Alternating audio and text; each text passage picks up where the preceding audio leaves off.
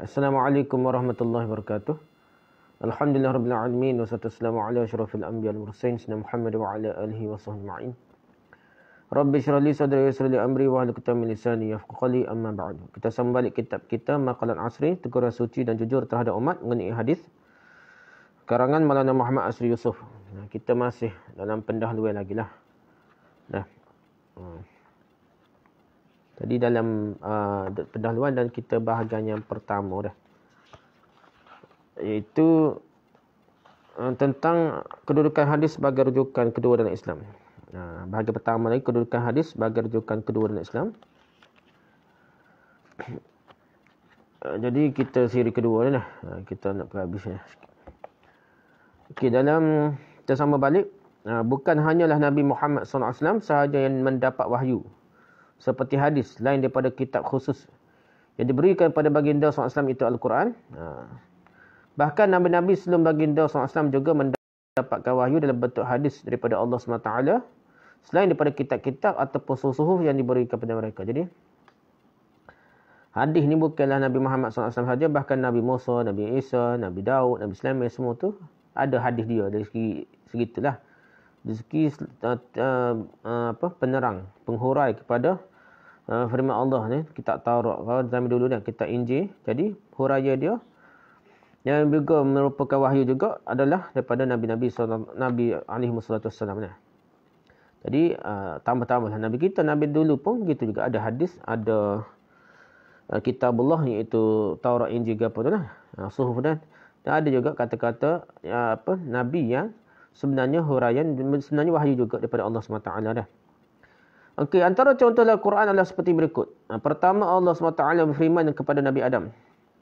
Qala ya Adam anbi'hum bi asma'ihim. Wahai Adam, ceritakanlah kepada mereka tentang nama-nama benda-benda ini ya. Nama-nama benda-benda ini ya. Surah Al-Baqarah ayat 33. Jadi Nabi Adam sebut nama tu sebenarnya adalah ilham ataupun sebenarnya macam yang Allah ajar kepada Nabi Adam juga dah. Yang kedua, kemudian Allah Taala firman lagi, wa qulna ya Adam uskun anta wa zawjukal jannata. Wahai Adam, diamlah engkau dan isterimu dalam syurga ini. Surah Al-Baqarah ayat 35. Ini kata-kata Allah SWT kepada Nabi Adam lah.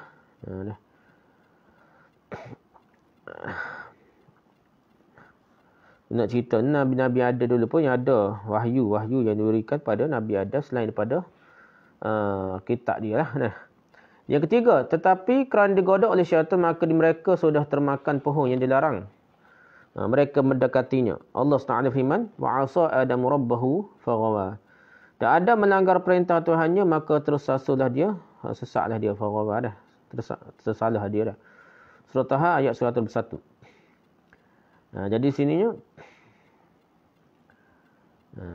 Allah berfirman lah. Tapi nak ceritanya, kalau benda salah tu Allah tegur lah.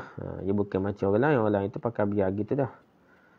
Belum ada jaminan lah teguran. Tapi Nabi-Nabi ni tetap ada teguran sehingga boleh membetulkan kesalahan dia. Dan kita boleh tahu apa yang perlu diikuti kerana telah jelas terang apa yang perlu dibuat lah. Yang keempat, Allah SWT firman, fatalaqa Adamu min rabbih kalimatin fataba alaih innahu huwat tawwabur rahim. Maka Nabi Adam menerima beberapa ucapan daripada Tuhannya. Maka Allah menerima taubatnya. Nak taubat pun belajar dengan Tuhan. Jadi ucapan Nabi ni bukan main-main. Rekah padat dan betul. Selawat rekaat, zikir rekaat, tok guru, tok wali belum tentu ada jaminan dah. Jadi Allah ajar, nak taubat pun Allah ajar, bukan boleh reka-reka sendiri dah. Sesungguhnya dia Maha Pengampun lagi Maha Penyayang. Surah Al-Baqarah ayat 37. Perhatikanlah firman-firman Allah di atas, dalamnya kita dapati Adam turun daripada syurga. Ketika itu Allah berjanji kepadanya akan murniakan kitab yang memberi tunjuk. Nabi ada lagi, Allah janji nak bimbing, nak beri kitab. Bermakna sebelum itu belum ada lagi sebarang kitab padanya. Walaupun begitu Allah SWT bercakap-cakap dengan Adam. Bahkan sudah mengajarkan beberapa ucapan kepada Nabi Adam yang membawa kepada Allah SWT menerima taubatnya. Allah ajar ucapan-ucapan yang menyebabkan Allah terima taubat. Dan ini dengan jelas menunjukkan bahawa selain daripada wahyu berupa kitab Allah yang datang kepada Nabi Adam AS, ada lagi wahyu-wahyu lain yang datang kepada baginda AS, dan itulah dia hadis. Jadi Nabi ada hadis.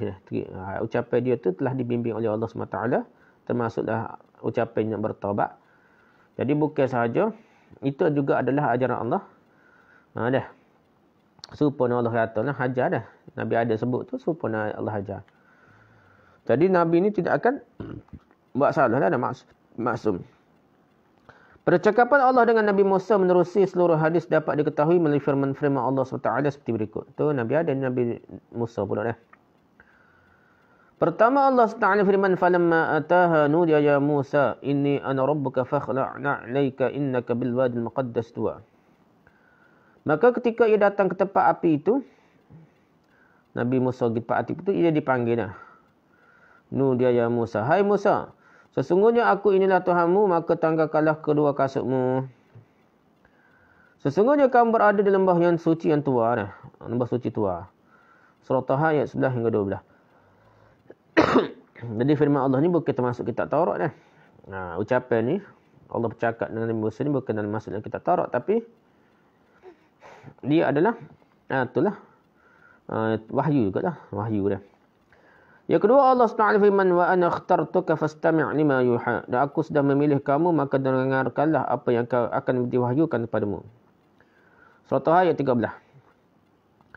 Kemudian Allah SWT bertanya Musa, apakah itu di tangan kananmu wahai Musa? Yang ketiga, dalam ayat seterusnya dinyatakan pemberian tongkat dan tangan putih bersinar-sinar sebagai mukjizat. Nabi Musa diberikan oleh Allah SWT tongkat, boleh jadi ular, boleh jadi apa-apa tu lah. Banyak lagi lah, bukan ular saja dah. Tangan putih pula dah, dia tak kepik tangan tiap, lepas tu waktu ambil jadi putih bersinar-sinar. Itu mukjizat. Lalu Allah SWT firman kepada Nabi Musa lah, izhab ila fir'auna innahu tagha. Pergilah kepada Fir'aun, sungguhnya ia sudah melampaui batas. Surah Taha ayat 24. Yang keempat, dalam ayat-ayat seterusnya dinyatakan Musa AS menyampaikan seruannya kepada Fir'aun. Kemudian berhadapan dengan tukang-tukang sihir. Di situ Allah berfirman, qulna la takhaf innaka antal a'la. Jangan takut, sesungguhnya engkau lah yang paling tinggi. Akan menang lah. Surah Taha ayat 68. Nabi Musa akan menang lawan Fir'aun walaupun hebat. Fir'aun ni raja bersuka ajaib besar. Yang kelima, kemudian diceritakan bahawa Musa berhijrah dari tempat asalnya, kemudian Fir'aun tenggelam. Musa datang ke Tur Sina, maka ketika itu dikurniakan kitab kepadanya.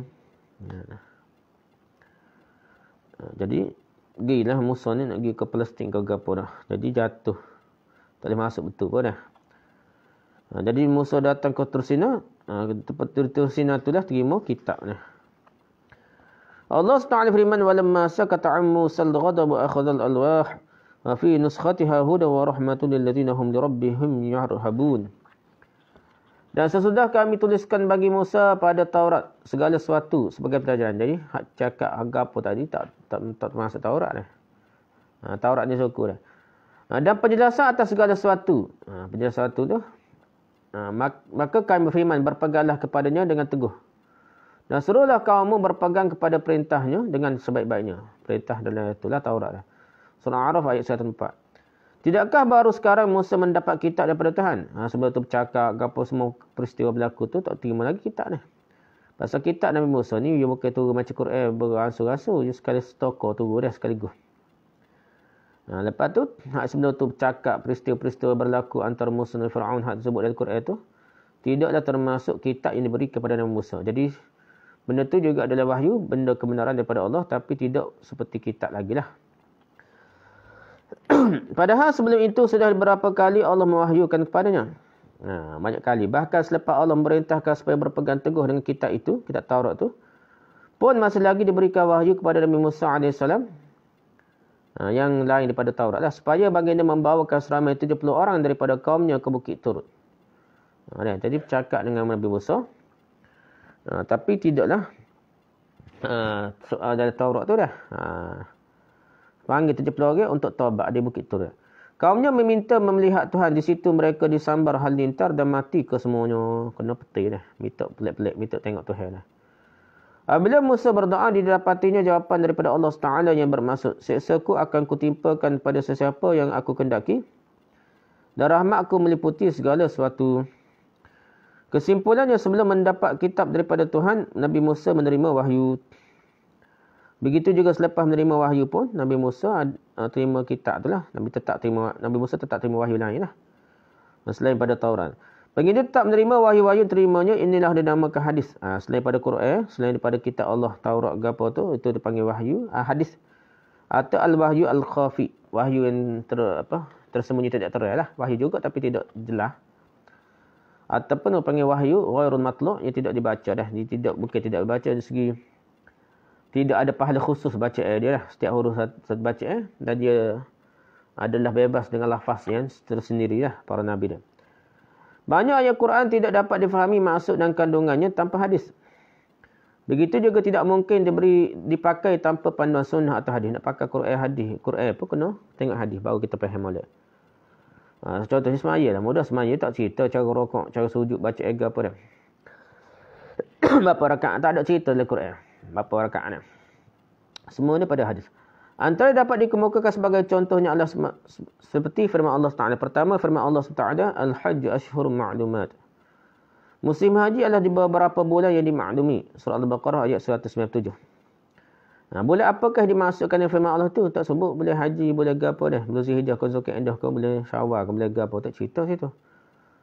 Jadi nama bulan-bulan dimasukkan ini terdapat dalam hadis-hadis Rasulullah SAW. Jadi nak tahu bulan mana Al-Hajj Ashhurun Ma'lumat.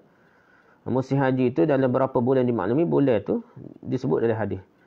Ringkasnya tanpa hadis kita tidak dapat mengetahui apakah yang dimaksudkan dengan bulan-bulan haji itu.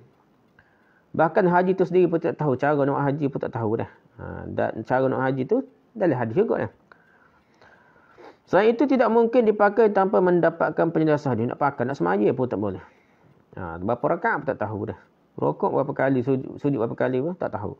Semua tu boleh semaya ni kan tengok hadis, belajar dengan hadis. Yang kedua firman Allah SWT, Inna iddatash syuhuri 'inda Allah 12 syahran fi kitabillah yawma khalaqas samawati wal arda minha arba'atun hurum. Sesungguhnya bilangan bulan di sisi Allah ialah 12 bulan. Dalam ketetapan Allah pada hari Ia menciptakan langit dan bumi. Antaranya 4 bulan haram ialah ketetapan orang yang harus, yang mesti. Surah At-Tawbah ayat 36. Ayat ini jelas menyatakan bilangan bulan itu adalah 12 bulan. Dan 4 bulan daripadanya adalah bulan haram. Namun Al-Quran tidaklah menyebutkan 4 bulan haram yang dimaksudkan itu. Tak sebut bulan mana dah. Bulan Syawal ke, bulan Zulhijjah ke, bulan Muharram ke, bulan Ramadan ke. Tak sebut. Mana satu bulan haram. Bulan manakah akan dianggap sebagai bulan haram? Kita kalau tak belajar hadis. Jika kita andaikan bahawa 4 bulan haram yang dimasukkan dalam ayat ini ialah bulan yang terima sebagai haram dalam tradisi Arab Jahiliyah, maka andai itu tidak tepat kerana orang kafir itu selalu menukar-nukarkan bulan dan mendahulukan dan mengemudiankan bulan seperti tersebut dalam Al-Quran sendiri tentang perbuatan mereka. Orang Arab sendiri pun akan tukar bulan. Nak pergi tu sekali bulan haram ni tradisi tak boleh pergi, tapi nak pergi doa metak. Doa sangat-sangat nak pergi, jadi dia tempat ditukar pun dia. Pakai kita nak pergi juga lah mana ni. Kita tukarlah boleh depan lah, boleh Muharram ke boleh hari dah. Sekarang ni kita kira boleh halal dah pergi. Allah Taala firman, innaman nasi'u ziyadatun fil kufr. Sesungguhnya menukar-nukarkan bulan itu dengan mendahulukannya dan mengemudiankannya adalah menambah-nambah kekufuran. Semakin kafir lah. Surah At-Taubah ayat 37. Nah. Jadi kita menerima bulan-bulan haram itu mengikut tradisi orang kafir Arab, bermakna penentuan bulan-bulan haram itu terletak di tangan mereka, bukan di tangan Rasulullah SAW. Ikut sedap hati ni. Ya, Arab. Bulan-bulan yang dianggap haram oleh orang kafir, kita akan menerimanya sebagai haram. Kemudian Allah Taala firman, Asy-syahrul haram bisyahril haram wal hurumat qisas. Bulan haram dengan bulan haram dan pada sesuatu yang dihormati berlaku hukum qisas. Surah Al-Baqarah ayat 194.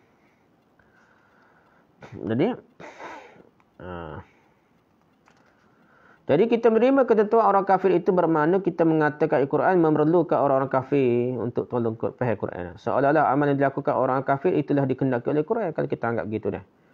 Jadi hak sebenarnya kita kena terima bahawa hak Nabi ajar, bukan orang kafir buat urus ke apa, bukan. Tapi hak Nabi ajar itulah sebagai penerangan pada masuk bulan haram. Yang ketiga, firman Allah SWT, wa atimul hajj wal umrata lillah, dan sempurnakanlah haji dan umrah kerana Allah. Surah Al-Baqarah ayat 196. Daripada ayat ini kita dapat memahami apakah haji dan umrah yang diperintahkan supaya disempurnakan itu, dan apakah perbezaan antara kedua-duanya, beza antara umrah dan haji. Jadi tak boleh kita nak faham beza haji umrah tu melainkan dengan hadis. Yang keempat, firman Allah SWT, wa min haitsu kharajat fawalli wajhaka syatral masjidil haram. Dari mana sahaja kamu keluar, hadapkanlah wajahmu ke arah Masjidil Haram, dan di mana sahaja kamu berada, hadapkanlah mukamu ke arahnya. Surah Al-Baqarah ayat 90. Daripada ayat ini semata-mata tanpa keterangan daripada hadis, kita akan memahami bahawa Allah SWT memerintahkan supaya sentiasa kita menghadapkan muka ke arah Masjidil Haram. Apakah ini sesuatu yang mungkin dilakukan? Kalau ikut Zahir hadis ayat Quran ni, nak pergi mana pun, Nepal ke, kena style jalan undur nak. Kerana kena menghadap Kaabah sama dah. Jika begitu perintah ini ketika dan waktu yang bagaimana? Bila dah? Sepanjang waktu duduk Mekah. Apakah siapa yang boleh menjelaskan bagaimana boleh kita mempraktikkan perintah daripada ayat ini? Nak praktik ayat ini, tengok mana? Tengok hadis Nabi. Yang kelima, firman Allah SWT, wa asyhadu idza tabaya'tum, dan persaksikanlah apabila kamu berjual beli. Surah Al-Baqarah ayat 232. Bolehkah siapa menjelaskan bagaimana mungkin setiap penjual dan pembeli mencari saksi bagi setiap penjualan dan pembelian yang dilakukan oleh mereka sama ada besar atau kecil? Jika begitu, bagaimanakah perintah Allah SWT ini dapat dipraktikkan? Kita kena belajar dengan hadis. Hadis kata cara tu kita nak cari saksi. Yang keenam, firman Allah SWT, ya bani Adam khudhu zinatakum 'inda kulli masjid. Wahai anak Adam, pakailah pakaianmu pada setiap waktu kamu melakukan sembahyang. Pakai pakaian ni tak boleh telanjang saja kah? Pakai seluar pendek boleh kah? Cara mana pakai pakaian ni nak? Jadi bagaimana kita mempraktikkan perintah Allah SWT ini, termasuk dalam perhiasan itu ialah pakaian dan juga barang-barang kemas. Adakah pengikut ayat ini perempuan-perempuan mesti memakai pakaian seperti barang kemasnya ketika mengerjakan sembahyang? Adakah maksudnya? Khudhu zinatakum. Zinatakum ni, zinah ni perhiasan mana dia? Bukannya pakaian. Maksudnya segala apa sebenarnya. Jadi kita nak faham tu ialah tengok hadis apa huraian Nabi nak. Tidak pening gitu nah. Tak pakai baju tak apa, pakai make up, pakai janggut dah. Jadi benda tu kena tengok hadis baru kita faham maksud sebenar. Banyak lagi weh.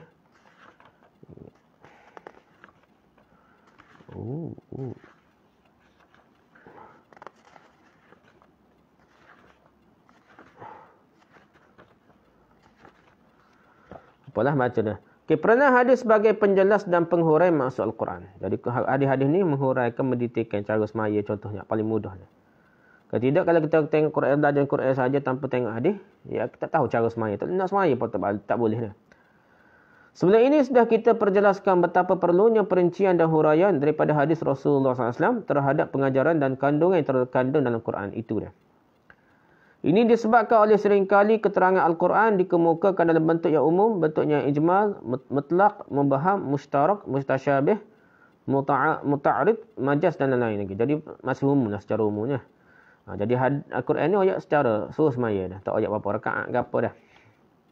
Tak ayat waktu mana dah, tak beritahu waktu mana. Jadi penjelasnya tetap hadis. Senarai tersebut itu melibatkan semua aspek ajaran agama, baik dari segi ibadahnya seperti sembahyang, seperti zakat, haji, doa, zikrullah, ataupun soal rumah tangga seperti perkahwinan, penceraian, atau soal muamalat seperti hukum hakam, jual beli, atau dari segi kemasyarakatan, politik, kehakiman, ekonomi dan lain-lain lagi. Dalam Quran itu secara umum saja. Pendetailannya, cara pelaksanaannya, praktikannya diajarkan oleh hadis. Secara ringkas dapat dikemukakan di sini bentuk-bentuk penjelasan dan huraian terhadap maksud Al-Quran oleh hadis. Pertama, ayat Quran yang tersebut secara mujmal, umum diterima oleh hadis. Samalah, dihuraikan oleh hadis. Yang kedua, ayat yang mutlak dimuqayyadkan oleh hadis. Ayat Quran itu yang mutlak umum jugalah. Dimuqayyad, dikhususkan. Caranya oleh hadis. Sesuai dengan tempat dan keadaan yang menghendakinya. Situasi, mengikut hadis-hadis itu lagi dah. Yang ketiga, ayat-ayat yang muskil diterangkan oleh hadis. Tak jelas ayat Quran, diterangkan oleh hadis.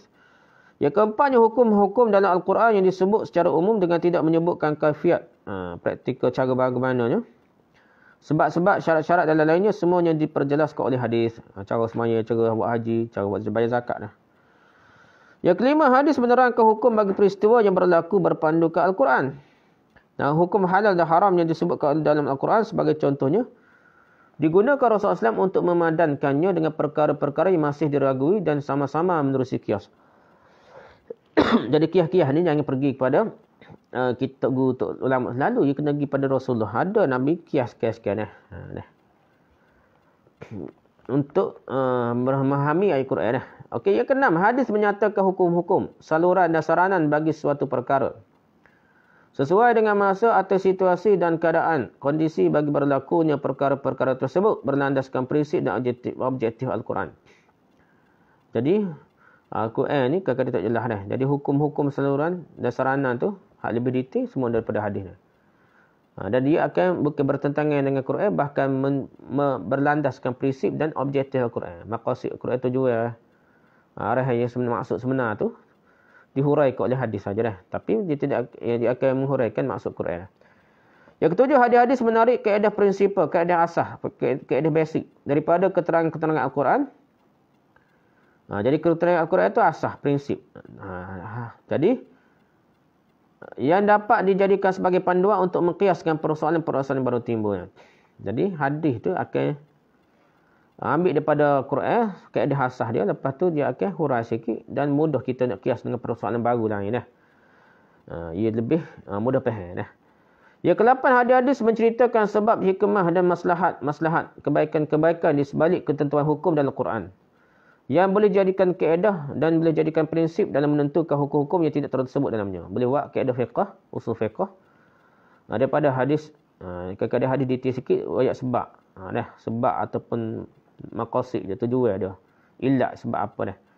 Tapi Quran ni biasa ayat umum, jadi penghurai dia sebut sebab dan cara sebab maslahat apa daripada hadis. Yang ke-9, Nabi Muhammad SAW mengambil hikmah ilahi daripada bimbingan, panduan dan misi Al-Quran. Kemudian menjelaskannya dalam kehidupan amali manusia. Jadi Quran ni bimbingan umum.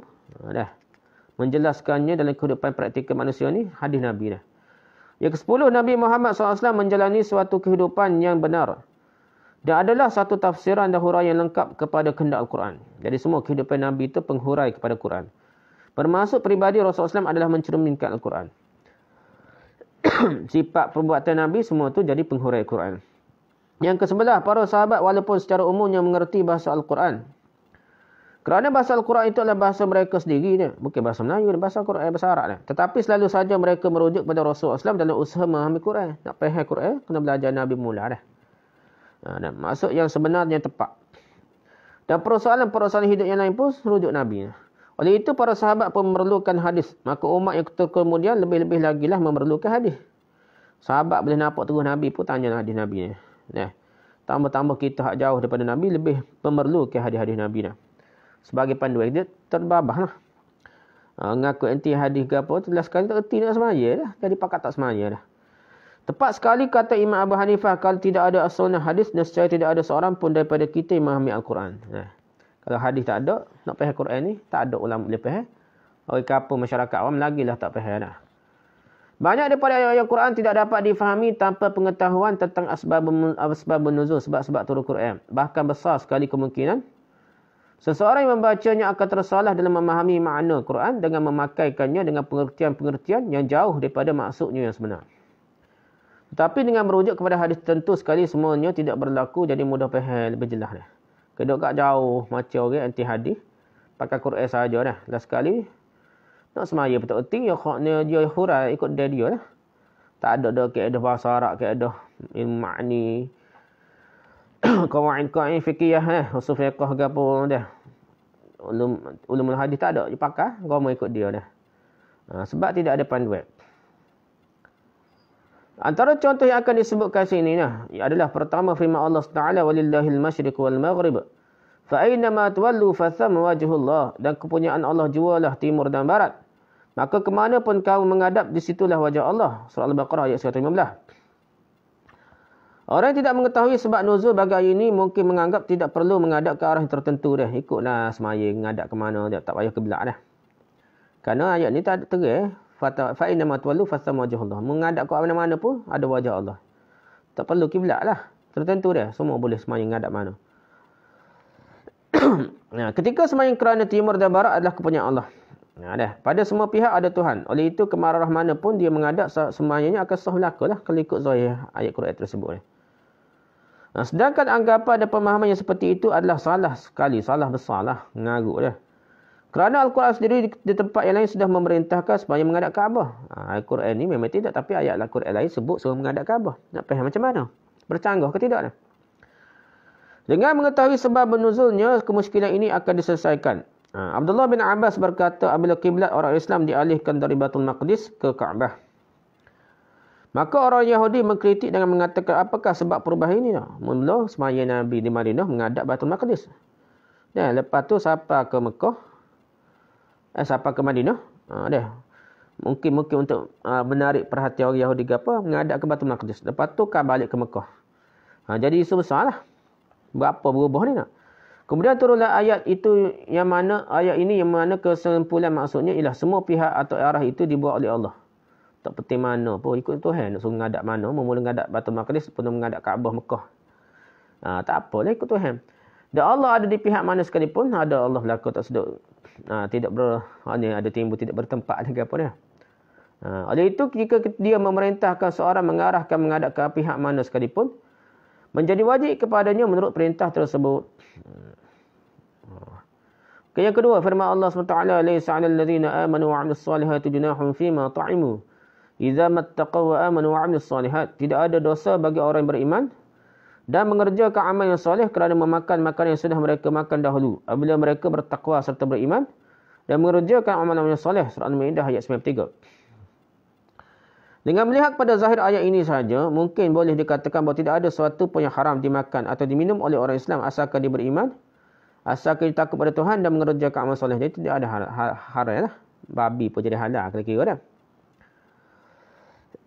Junahun fi ma ta'imu idza mattaqaw wa amanu wa 'amilus solihat. Asalkan dia beriman, bertakwa, beriman dan melakukan amal soleh, tak kira makan apa pun tak apa dah.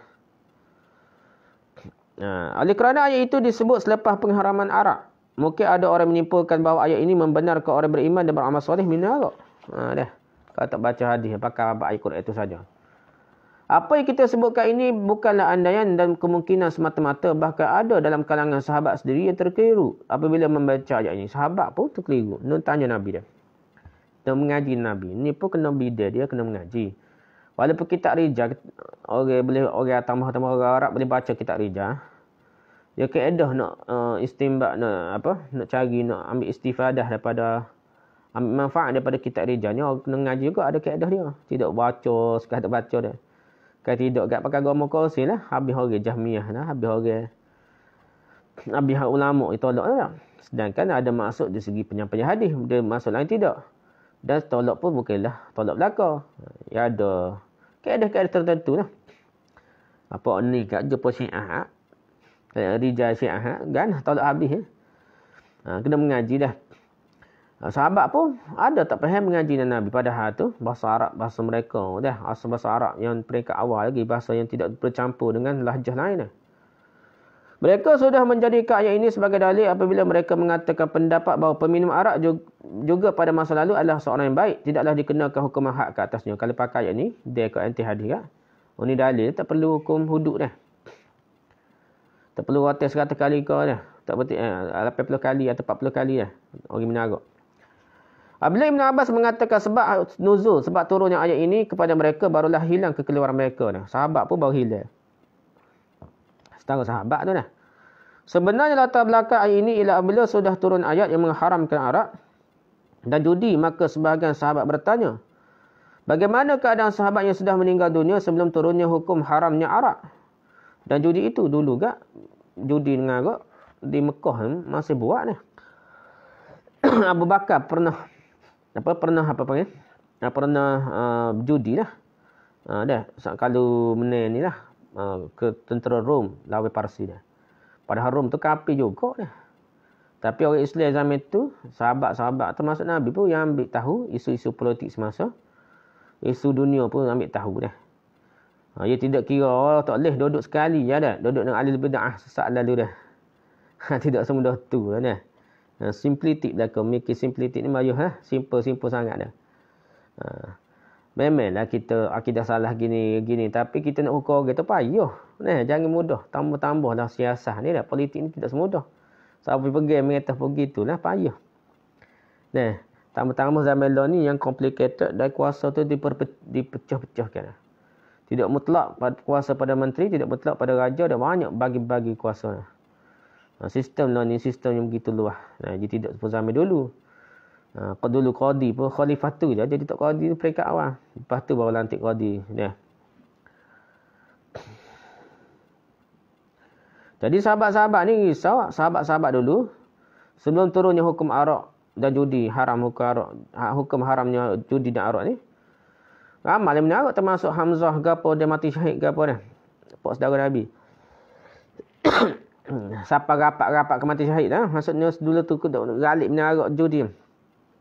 Maka turunlah ayat ini bermaksud mana-mana orang mukmin yang minum arak atau makan harta hasil perjudian. Dulu-dulu lah sebelum turunnya ayat tentang haram kedua-duanya.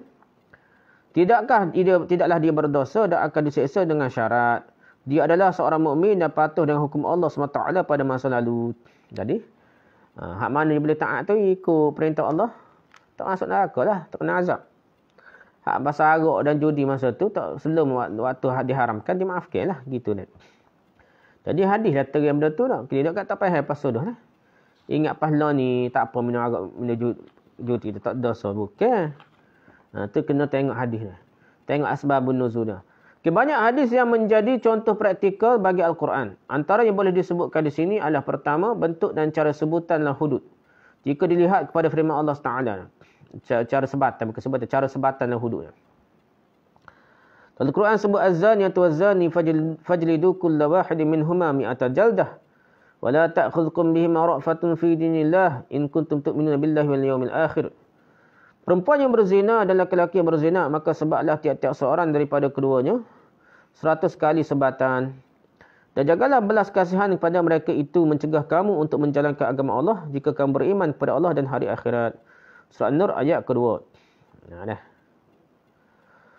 Perempuan yang berzina, lelaki berzina sebab 100 kali.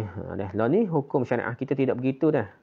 Ni siapa ko ada cabaran daripada ni eling seolah-olah anggap hukum syariah dihapuskan hukum tak sedar ke dalam mahkamah syariah kita tidak tidak betul-betul ikut hukum Islam dalam bab jenayah ni.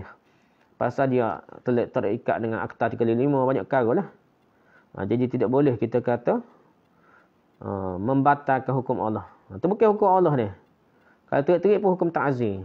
Hukum ta'zir itu terikat pada pandangan pemerintah, tak terikat. Bahkan hukum mahkamah sivil lebih baik daripada hukum, lebih tinggi daripada hukum banyak perkara dalam berbanding dengan hukum syariah. Kita nak suruh penjenayah ni ambil hukum ringan ke hukum berat. Nak suruh serik enggak ambil hukum berat lah, ambil hukum sivil lebih baik daripada hukum mahkamah syariah dalam bab jenayah ni. Kerana tidak ada banyak perkara lah nak baiki dia. Benda tu kena berani bicara lah. Ni tak nak bicara sikit tuduh orang ni kafir lah, tuduh orang tolak Islam lah. Sampai bila nak main gitu dah? Dah. Sampai bila takut nak menghadapi realiti sehingga tidak berubah. Macam takut Wahabi lah. Bendanya bukan Wahabi. Begitu takut wali bid'ah berdoa lalu last sekali, tak ada benda yang boleh berkongsi lah, idea. Okey, habis itu dah. Surah An-Nur ayat kedua dah. Seolah-olahnya dengan melarang menaruh simpati dan kasihan dan belas kasihan kepada orang yang sudah melakukan kesalahan zina tersebut, Allah menyuruh supaya menyebab mereka sekuat mungkin dan dengan menggunakan sesuatu bagi menyebab mereka. Jadi ke ayat tu seolah jangan kelah besar, jangan sian, jangan kasihan, jangan belas kasih. Sebab sekuat mungkin maksudnya dah. Lagi berat lagi bagus dah. Namun dengan melihat kepada hadis, kita dapat melihat maksud firman Allah SWT ini dengan bentuk yang sebaik-baiknya, iaitu dengan tidak mengangkat tangan sehingga menampakkan ketiak, yang ini tidak memukul dengan sekuat tenaga. Jadi bukan maksudnya nak hukum seberat ni mungkin dah. Jadi tidak seperti hukum sibil lah. Hukum sibil bunyi naik kali rotel pun beratnya hayu tak mudah dan boboh lado ke apa, suruh pedih, suruh darah, suruh menanuh dah. Bunyi ni kali pun berat. Dan ini juga menunjukkan hukum ni tak akan mati. Sebagaimana cerita soal karut dah. Anak Umar Abdullah bin Umar Ubaidullah bin Umar ke apa dah. Anak Umar hak lain dah, bukan Ibn Umar tu dah. Minum arak lepas tu berzina ke apa dah. Rotel 100 kali sampai mati dah. Mengarut lah. Nak ratikan nak akak sekat tiuk je. Nah. Dan matlamaknya bukan untuk mati. Baik hukum pancung lalu. Jadi cerita tu karut. Cerita karut setara tu pun ustaz-ustaz kita tak boleh nak faham dah. Ustaz kita, asatidah kita ni kadang-kadang ni. Fikirlah sikit cerita logik ke tidak dah. Tak percaya kat Allah lah. Nak tipu. Ni kena tipu ke politik mudah-mudah ni. Benda gini pun tak boleh nak fikir. Logik ke? Mati ke diri. Lepas minum arak mana? Masa tu tak ada kampung Yahudi. Tiba-tiba kata minum arak di kawasan kampung Yahudi. Habis dah senang jual araknya. Ni hambak ke rumah lama dah. Kan anak rumah ni minum arak mana? Biar mikir kita ni Allah lah temu cerita dia. Punya ustaz ulama dah. Nak tipu kau cerita pelik-pelik dah. Tak nak tipu kau ulama lah. Ke politik lagi. Lagi mudah nak tipu dah. Begitu juga dah. Tidak boleh menggunakan rotan yang besar, keras dan berbuku-buku besar kata dah. Macam hukum sibir ni. Rujuk Jassas dalam Ahkamul Quran jilid 3 halaman 302 dan Ibn Arabi dalam Ahkamul Quran jilid 2 halaman 84. Jadi yang dimaksudkan dengan jangan belas kasihan mencegah kamu ialah sehingga kamu tidak melaksanakan hukum itu walaupun dalam garis-garis yang sudah tunjukkan oleh Rasulullah SAW. Bukan masalah untuk berisi kat teh habis berat dah. Tapi ada batasnya. Hadis cerita nak rotel walaupun 100 rotel tidaklah berat dah. Nak jerah sikit je bukannya sampai ke mati ke diri kau, sakit dah lalu kau, cacat ke diri tidak dah.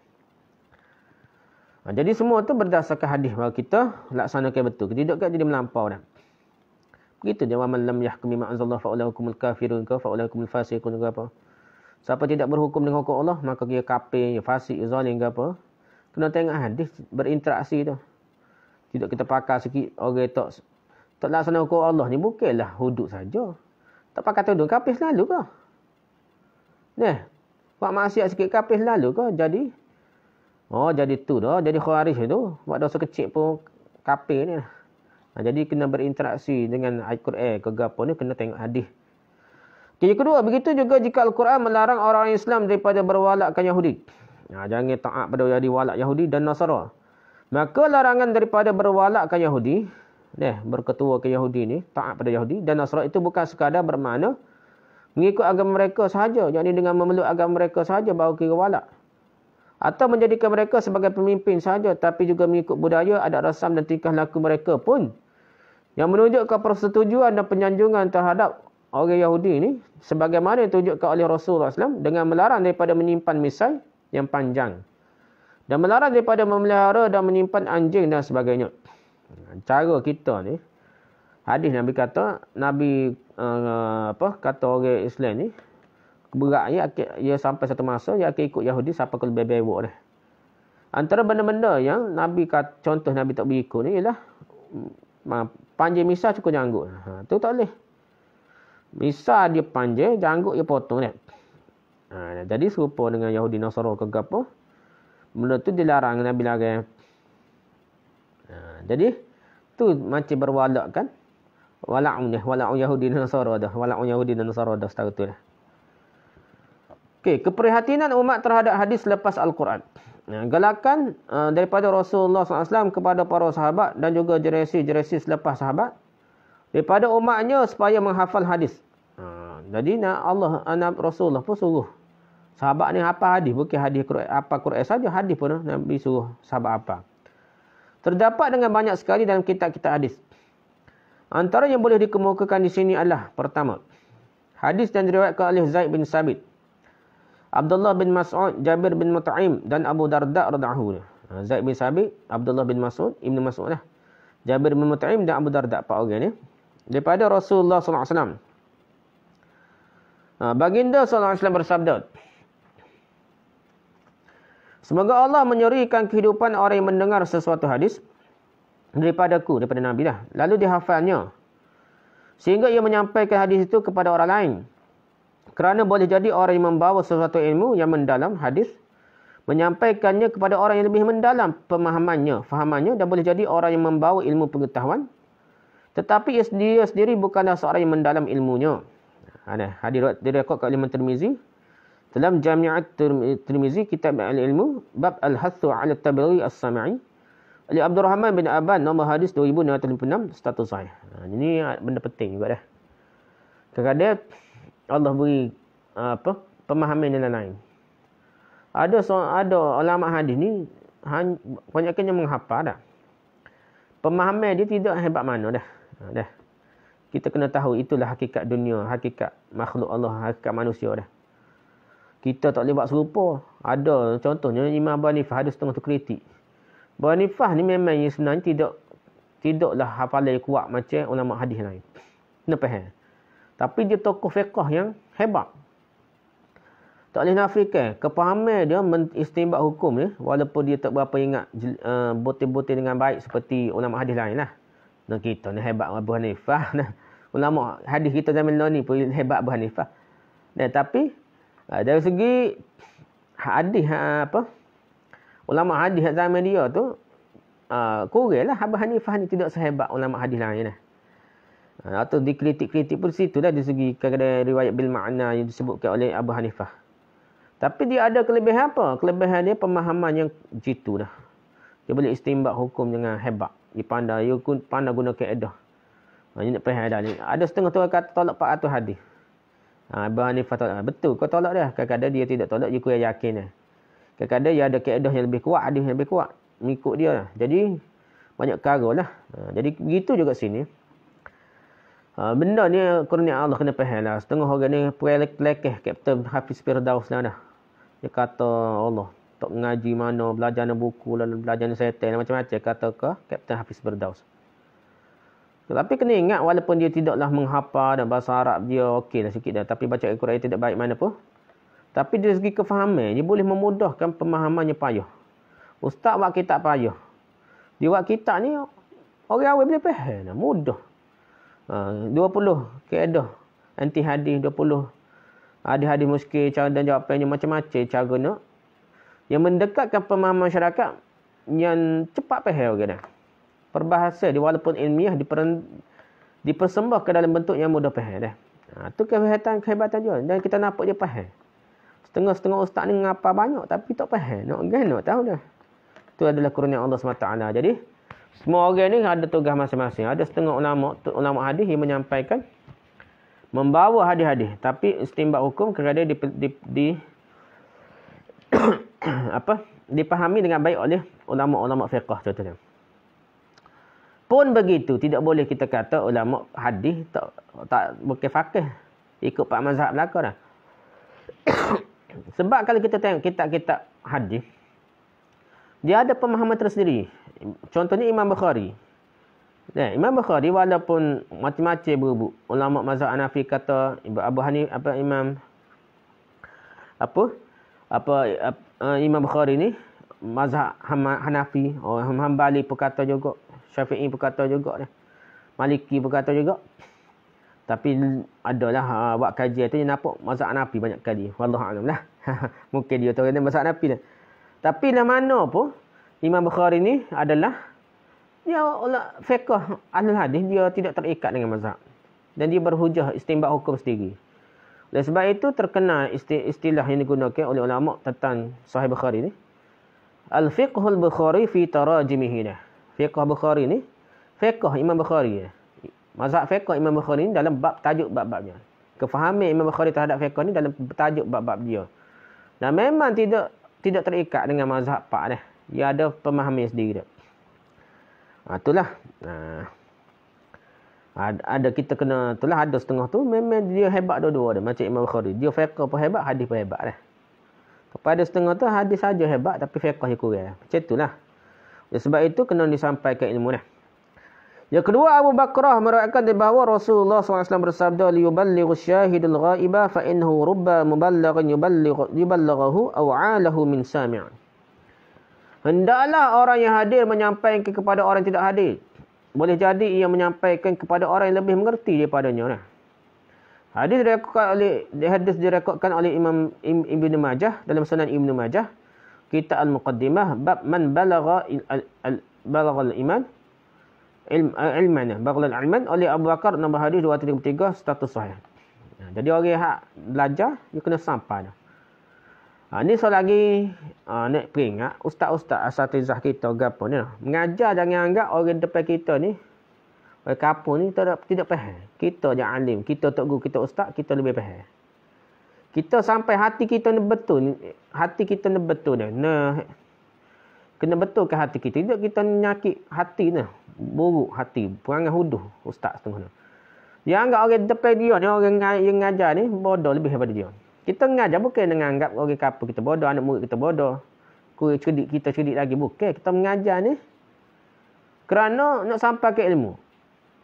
Kerana mungkin dia lebih faham daripada kita. Ilmu dia lebih beramal daripada kita. Kita sampaikan kerana takut tanggungjawab kita tidak menyampaikan. Kita sendiri tidak faham molek dan susah beramal dengan Al-Quran atau dengan hadis tersebut. Tapi anak murid kita, kampung kita, anak murid kita ni, dia ada kekuatan. Ada kekuatan dan kefahaman yang kuat. Jadi kita ajar, dia boleh istinbat hukum, lebih boleh praktikal lebih baik daripada kita. Kita anggap mereka lebih baik, gitu dah. Jangan anggap kita mengajar ni, nak ajar orang, kita alim, orang lain tak alim. Itu jangan dah. Ni hak jadi penyakit-penyakit, jadi sombong ni. Ustaz asatizah kita tak boleh tegur gini lah. Kerana dia berasa, dia sedap mengajar agak, alim dah. Sehingga anak buah dia, kapung ni, tidak cerdik. Dia dah cerdik alim dah. Ni penyakit. Ni banyak lagi ni kan.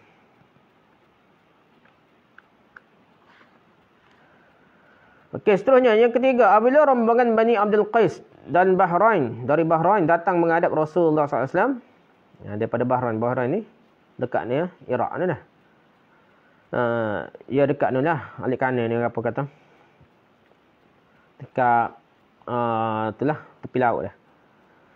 Dia kata kemudian tiba masa mereka berpisah. Mereka pun mengadu hal dengan mengatakan qadima wafdu Abdul Qais ala Rasulillah sallallahu alaihi wasallam faqalu inna bainana wa bainakal musyrikina min mudar wa inna la nasilu ilaika illa fi ashhurin hurum. فَمُرْنَا بِجُمَلٍ مِنَ الْأَمْرِ إِنْ عَمِلْنَا بِهِ دَخَلْنَا الْجَنَّةَ وَنَدْعُو إِلَيْهَا مَنْ وَرَاءَنَا قَالَ آمُرُكُمْ بِأَرْبَعٍ وَأَنْهَاكُمْ عَنْ أَرْبَعٍ آمُرُكُمْ بِالْإِيمَانِ بِاللَّهِ وَهَلْ تَدْرُونَ مَا الْإِيمَانُ بِاللَّهِ شَهَادَةُ أَنْ لَا إِلَهَ إِلَّا اللَّهُ وَإِقَامُ الصَّلَاةِ وَإِيتَاءُ الزَّكَاةِ وَتُعْطُوا مِنَ الْمَغْنَمِ الْخُمُسَ وَأَنْهَاكُمْ عَنْ أَرْبَعٍ لَا تَشْرَبُوا فِي الدُّبَاءِ وَالنَّقِيرِ وَالظُّرُوفِ وَالْمُزَفَّةِ Al-Muzaffatatil wal-Hantamah. Perwakilan Abdul Qais datang kepada Rasulullah SAW dan berkata orang-orang musyrikin daripada suku Mudar, campur tangan antara kamu dan kami. Maksud duduk tengah-tengah, duduk kacau tengah jalan lah. Oleh itu, kami tidak dapat datang kepadamu kecuali pada bulan-bulan suci, bulan-bulan haram lah. Bila tak pergi ni, bolehlah. Rombongan Abdul Qais boleh pergi ke Mekah ni. Ke Madinah ke apa ni.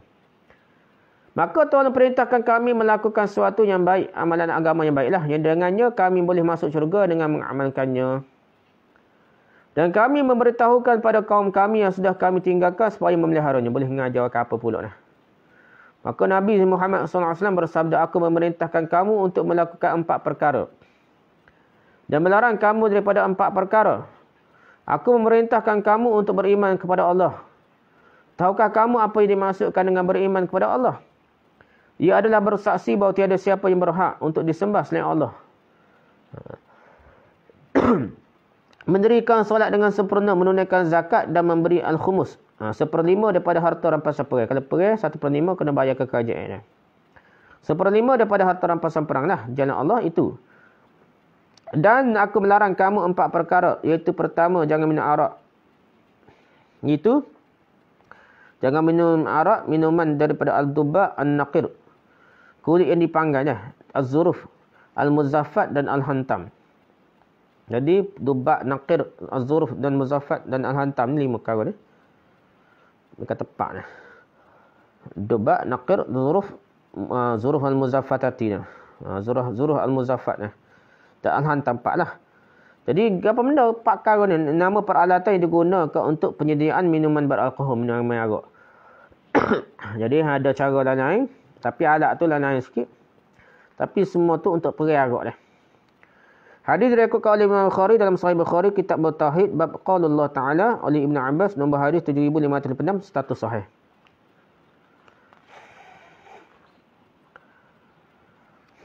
Okey, sebagaimana para sahabat digalakkan menghafal hadis-hadis mereka juga digalakkan menulis dan mencatat hadis-hadis. Jadi Rasulullah SAW. Jadi Nabi suruh juga. Zaman Nabi lagi bukan kata hadis ni dikumpulkan pada zaman lepas daripada sahabat tu setengah tu atau zaman Abdul lepas tu lah dah. Sebenarnya hadis ni kumpul pada zaman Nabi lagi. Ada dah sahabat menyimpan catatan-catatan hadis Rasulullah SAW. Dan Nabi suruh. Cuma tidak Nabi tidak suruh belaka, Nabi suruh pada orang tertentu. Nabi suruh belaka tu ayat Quran. Tapi untuk hadis ni orang tertentu sahaja yang diberi kebenaran oleh Nabi untuk mencatat dan menyimpan catatan hadis. Ini semua dapat dilihat melalui sabda Nabi SAW seperti berikut.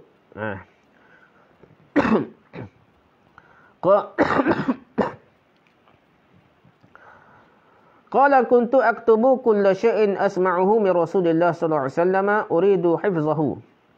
Fanahatni Quraisy wa qalu ataktubu kulla syai'in tasma'uhu wa Rasulullah sallallahu alaihi wasallam basharun yatakallamu fil ghadab warda fa amsaktu 'anil kitab fa dzakartu dhalika li Rasulillah sallallahu alaihi wasallam fa awma'a bi usbu'ihi ila fihi fa qala uktub fa alladhi nafsi bi yadihi ma yakhruju minhu illa haqqun.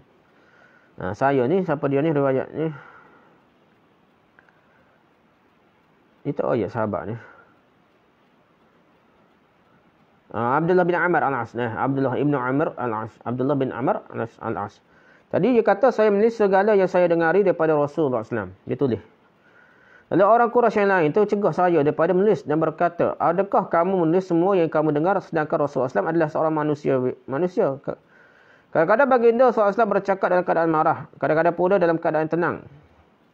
Maka aku pun membuat keputusan tidak menulis. Aku menceritakan kepada Rasulullah SAW. Baginda SAW mengisyaratkan jarinya kepada mulutnya. Saya berkata, tulislah. Demi Tuhan yang menyawaku berada di tangannya. Tidaklah keluar daripada mulutku ini kecuali kebenaran belaka. Semua betul belaka dah. Hadis diriwayatkan oleh Imam Abu Daud dalam Sunan Abi Daud, Kitab Bil Ilmu. Bab fi Kitabatil Ilmi oleh Abdullah bin Amr bin Al-As.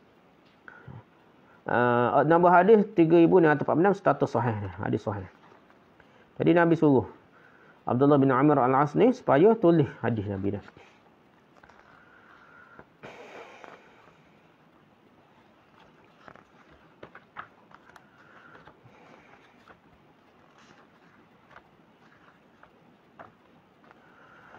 Okey, yang kelima dah. Abu Hurairah radhiyallahu berkata, ada seorang lelaki daripada kalangan Ansar yang duduk bersama Rasulullah SAW. Dan dia mendengar hadis Nabi SAW lalu kagum dengan hadis tersebut. Dah. Ansar lah, sahabat Nabi Ansar. Orang Madinah.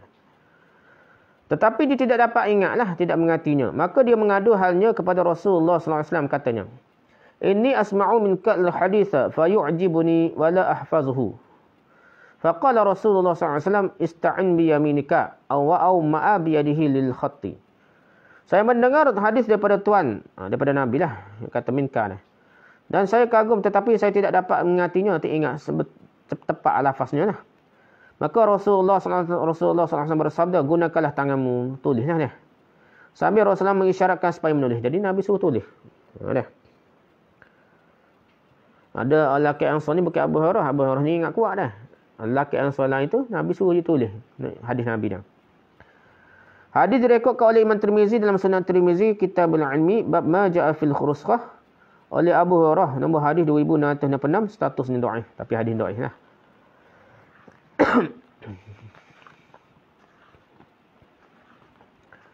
Kena sekali lagi ke tidak?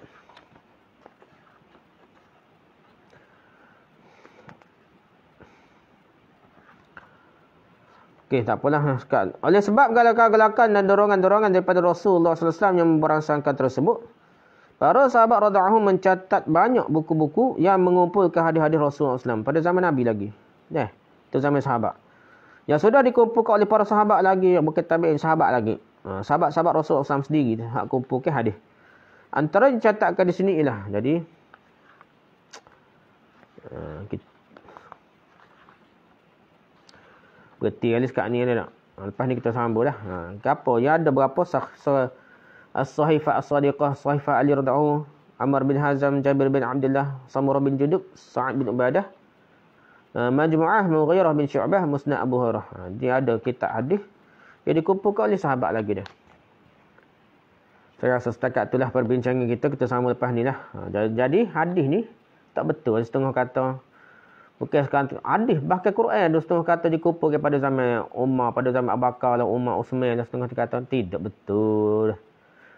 Al-Quran ni lagi awal ni, hadis pun Nabi suruh tulis. Quran lagi lah Nabi kumpul lebih awal. Dia ada mushaf al-ummu ni. Mushaf al-ummu di tiap masjid Nabi ada dah. Dan Nabi susun dah. Tidak kat hura-hara lah sahabat ni tentukan Quran dok mana dah. Jadi Quran disusun dah zaman Nabi lagi. Dan sebelum Nabi wafat tu susun dah. 114 surah susunan dia. Ada bismillah, tak ada bismillah tu semua ni dibaca zaman Nabi lagi. Zaman Nabi hidup lagi. Telah putus dah. Cumanya mungkin tidak sistematik ke cara tulis itu lain lah. Zaman Uthman ni untuk comel mungkin baris ke gapo tasydid ke gapo lebih baik ke wallah a'lam dah. Allah a'lam. Tapi bukan zaman Hajjaj bin Yusuf Al-Thaqafi kata baru-baru baris lah, baru titik lah mengarut dah. Titik ni ada dah zaman jahiliah lagi ada titik. Ada terbaris pun ada zaman jahiliah lagi. Cumanya mungkin lebih menarik, lebih bagus. Yang disusun pada zaman Osman oleh Zaid bin Sabit ketua dia tu memang lebih baik lah. Tu kita tak nafikan. Mungkin situlah nampak macam 30 juzuk ke apa dah. Mushaf sebenarnya ni. Tapi sebelum tu mungkin tidak gitulah. Tapi bukan bermaksud sebelum tu tak ada Quran. Tidak. Memang telah penuh Quran ditulis pada zaman Nabi lagi dah. Wallahu'alam, setakat itulah perbincangan kita. Subhanakallah bihamdika, subhanakallah bihamdika, subhanakallah bihamdika, asyhadu an la ilaha illa anta, astaghfiruka wa atubu ilaik. Assalamualaikum warahmatullahi wabarakatuh.